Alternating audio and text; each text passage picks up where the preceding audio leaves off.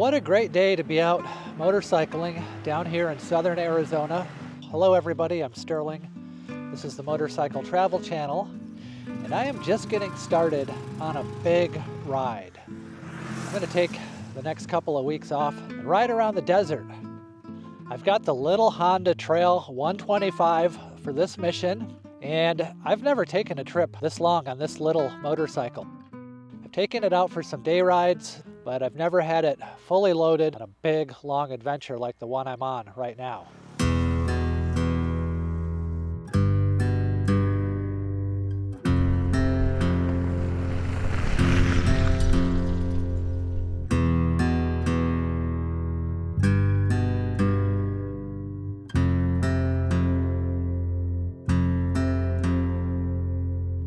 Well, I am starting to get out in the middle of nowhere. The sign behind me says Haekel Road, a road that I've been down several times, and it's really cool. It's this kind of old, crusty pavement road that's just kind of eaten up in potholes and those kinds of things, and it just goes across the desert out here.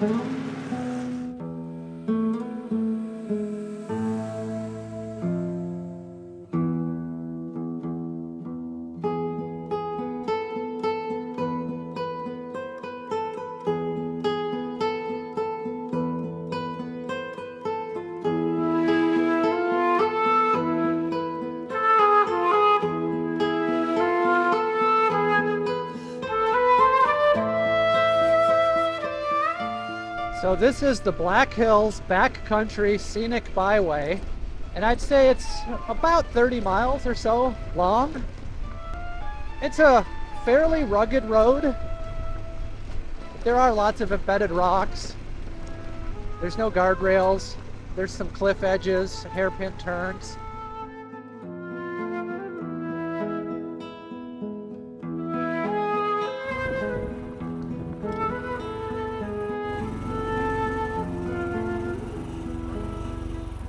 The sun is just about ready to go down behind those hills over that direction, and I found a sweet place to camp tonight.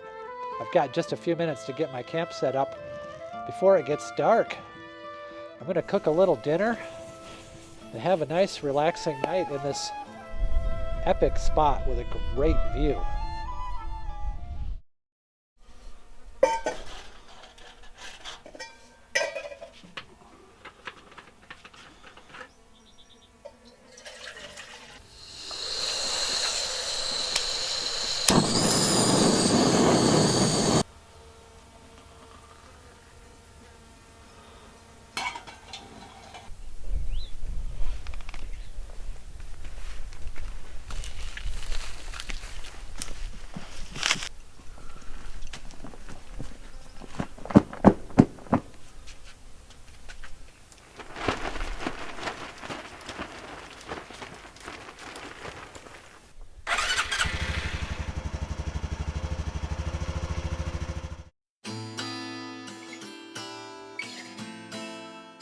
What a way to wake up, fresh out of the sleeping bag and onto the dirt road. Kind of liking this right now.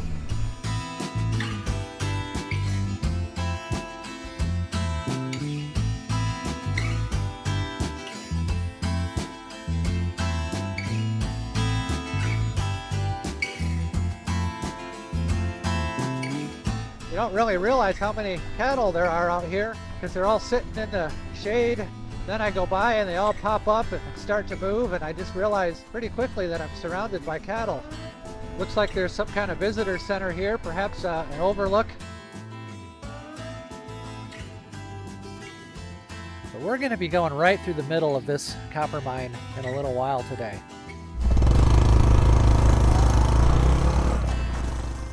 There's a sign over here on the left that says Gila Box Riparian National Conservation Area. So this old bridge crosses the Gila River There's usually water in this river pretty much any time of year that I come down here. And as you can imagine, that's one of the really critical habitats for animals down here in southeastern Arizona, and birds too.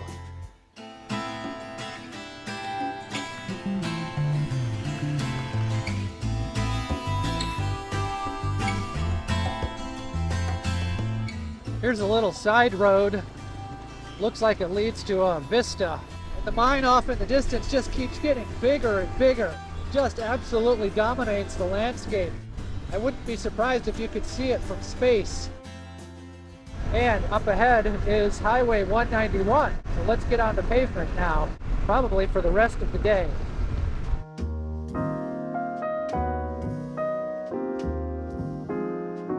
Well, this is Clifton, Arizona, and I really like this town. It's kind of old, historic mining town. Up here on the left is a very unusual old one-room jail. That stone building there, kind of a town that seems a little down on its luck, but yet it has a very cool old downtown with some really cool old buildings. Here we're going to leave Clifton and we're going to go up to Morenci. We're going to drive through one of the biggest copper mines in the world. Wow, look at the size of this tire. Holy cow.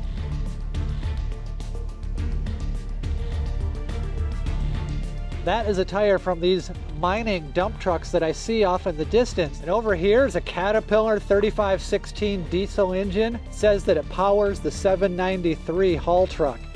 This will give you a first-hand look at the enormous size and scale of this mine. Look at this. Words can't describe how big this is. It's almost like looking into the Grand Canyon. Well, it's time we leave this mining industry business alone and head up into the mountains. Now we're starting to get into the forest. The road is starting to get twisty, and it's going to be this way for the entire afternoon. We are up at about 5,700 feet right now. It's getting more green. We've got different kinds of trees, and it's cooled off.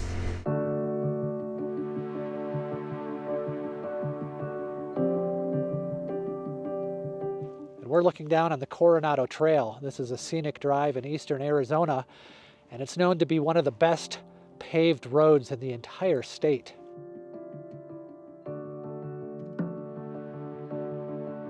So that down there is the road that we just came up. But that set of curves, those switchbacks, the towering rock walls, magnificent, magnificent. And this journey is just beginning. We have got the entire afternoon of twisting pavement going higher and higher up into the mountains, the White Mountains of eastern Arizona, one of, if not the best stretch of pavement in Arizona. And that's our agenda for today. So happy that you guys can be with me on this tiny bike adventure, showing you that yes, you can have a big adventure on a tiny bike. That's what I'm doing. So let's get back on the road and carve some more corners.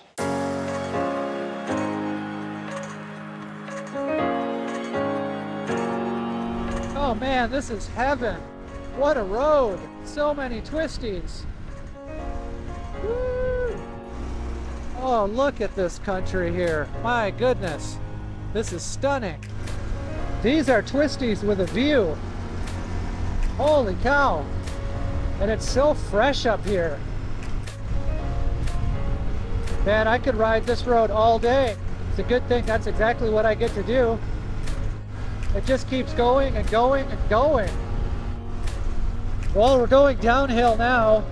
Man, this road is phenomenal. I can see why it's known as the best paved road in the state.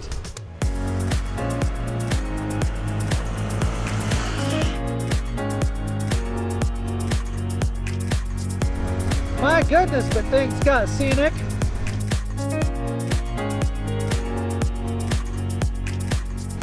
About 6,600 feet, so we're getting up there, and it is beautiful up here.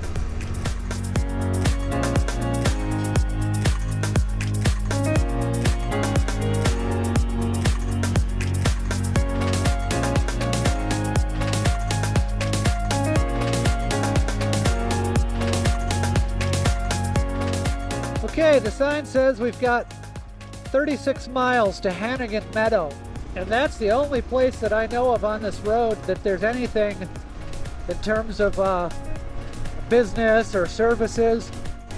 I just checked the GPS. We're at 8,000 feet elevation right now. Wow, we are really on top of the world up here. Look at this little stream right here on the side of the road. A lot of people don't realize that Arizona has this kind of an alpine environment up here, but we sure do. How do you like that? There's still some snow up here.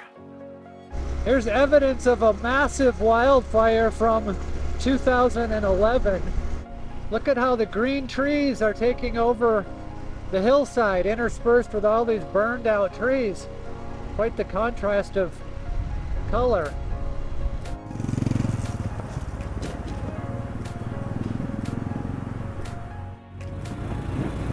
Wow, it's so green.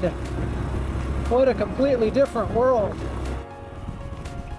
Man, I just wanted to go riding down this little forest road. I saw it out of the corner of my eye, and just wanted to show you what it's like in the woods here off of the main road that I'm traveling on, the paved road.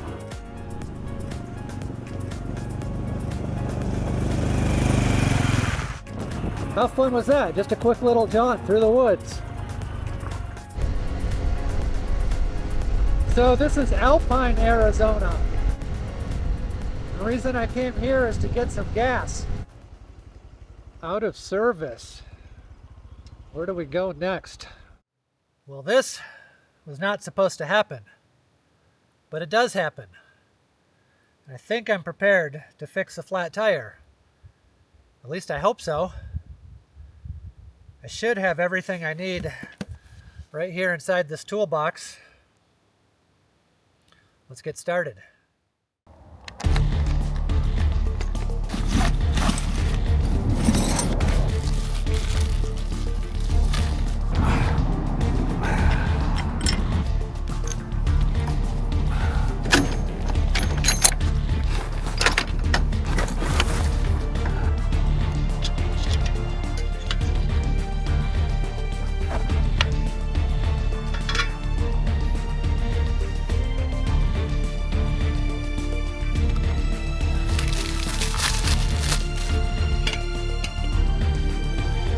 I am just having a heck of a time getting this tire fixed. I have pinched the inner tube twice. Gotta do it again, fuck. So I've had the inner tube out of this wheel 3 times now. This is the 3rd time. It's getting dark out. I don't really want to spend the night here. Hopefully the 3rd time is a charm.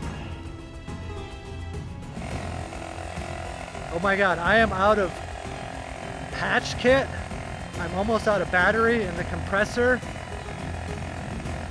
We just might make it, hallelujah.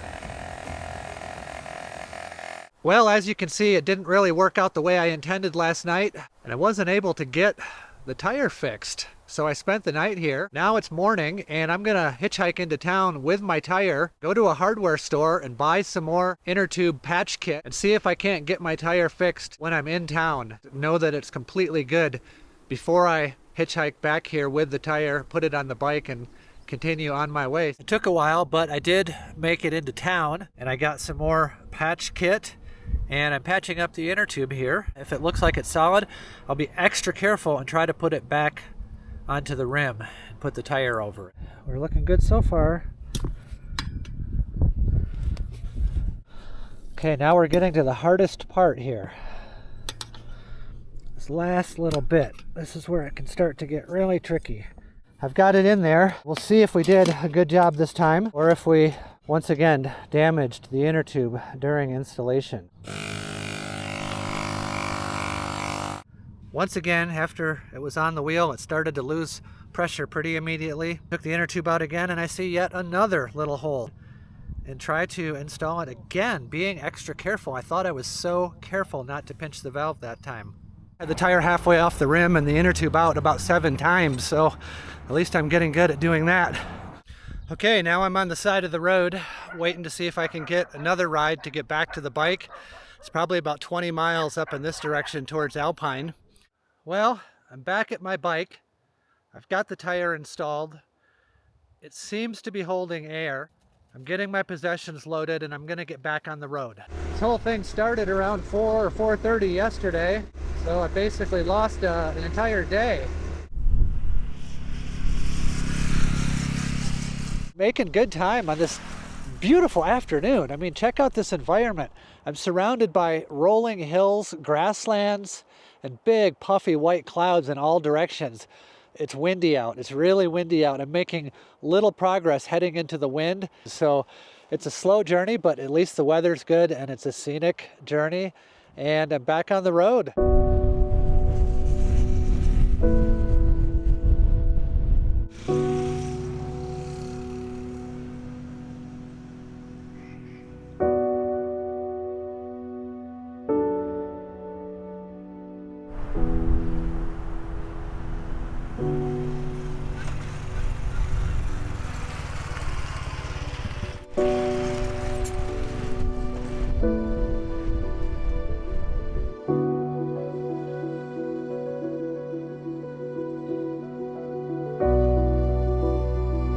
Went flat again, and now the sun is going down, and I've just ridden through an area where there's snow on the ground. So I'm just gonna get a tow truck, get a ride into town about 20 miles away, spend the night in a motel.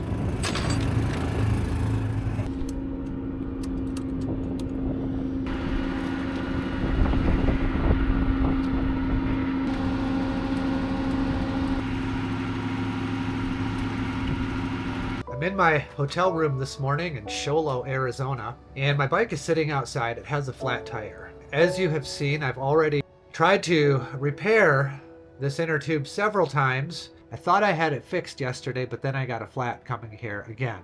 Well, it's Sunday, so motorcycle dealerships aren't usually open on Sunday or Monday, so I would have to wait until Tuesday. That's 3 days from now. I was thinking that I would just get a moving van, throw my bike in the back, and go home. Kind of disappointing to think that this 2-week adventure would come to an end on only the 3rd or 4th day.